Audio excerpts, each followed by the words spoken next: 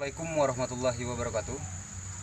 Kali ini saya masih melanjutkan kegiatan seputaran sambung pucuk, tapi kali ini sambung pucuk durian. Jadi kalau sebelumnya saya sudah pernah membuat video tentang sambung pucuk durian, namun kala itu kita menggunakan pembalut para film yang judulnya sambung pucuk tanpa sungkup kalau saya tidak salah. Jadi nanti bisa kawan-kawan lihat kembali di video yang lama. Jadi ini di daerah saya kawan-kawan, khususnya daerah Bangka. Jadi banyak teman-teman yang lagi demam pembuatan bibit sambung pucuk durian. Namun banyak yang menanyakan kepada saya, ada yang pernah berhasil namun persentasenya masih cukup kecil. Jadi di sini akan mewakili pertanyaan dan mungkin ini bisa menjawab dari pertanyaan teman kita sebut. Jadi banyak faktor yang menentukan keberhasilan sambung pucuk. Yang pertama yaitu ketepatan kita dalam memilih entris. Jadi entris atau batang atas. Jadi ini entris jenis namlung kawan-kawan, jenis durian unggul Bangka Belitung. Jadi entris harus berdaun tua, kemudian pucuknya masih dalam kondisi dormansi. Jadi dormansi itu ketika pucuk belum pecah tunasnya. Kemudian di ruas-ruasnya di sini ada calon mata tunas.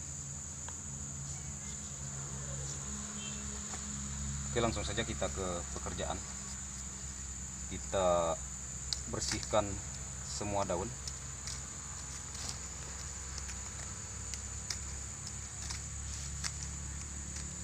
Jadi kali ini kita akan mengerjakannya dengan sungkup individu kawan-kawan, yaitu menggunakan sungkup plastik S 4,5 atau plastik S lilin kalau di sini sering disebut masyarakat. Nah, jadi langsung saja. Yang pertama-tama yang harus kawan-kawan perhatikan yaitu peralatan harus benar-benar tajam. Ini pisau, kemudian bisa menggunakan silet.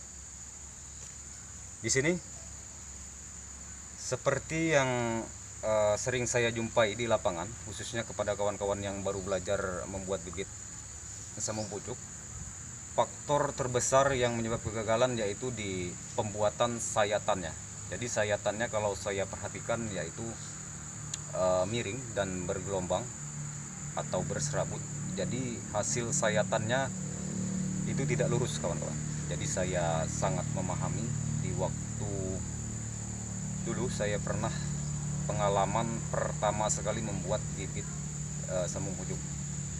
Jadi di sini khusus belajar kita tetap menggunakan alat bantu untuk menghasilkan sayatan yang halus. Jadi coba di ini Mas perjelas. Kita menggunakan alat bantu, bisa kayu atau ini yang paling enak yaitu paha kita. Caranya seperti ini.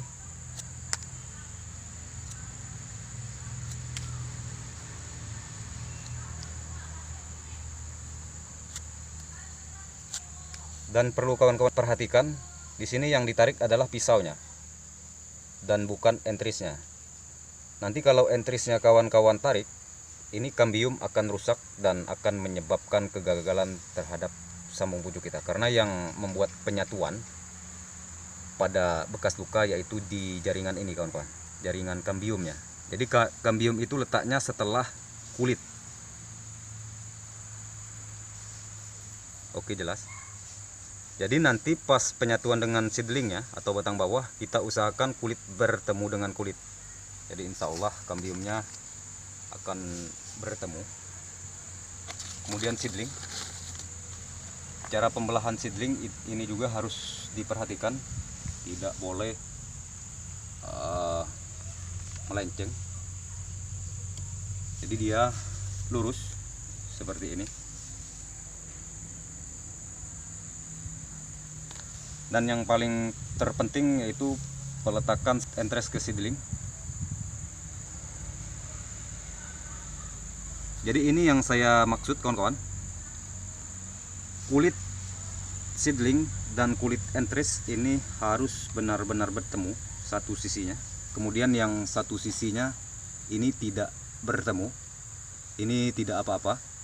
Jadi satu sisi saja bertemu kulit dengan kulit, insya Allah ini kambium bertemu, dan penyembuhan luka atau penyatuan kedua batang ini akan segera terjadi, kawan-kawan. Kemudian pembalut. Jadi pembalut kita menggunakan tali karung seperti ini.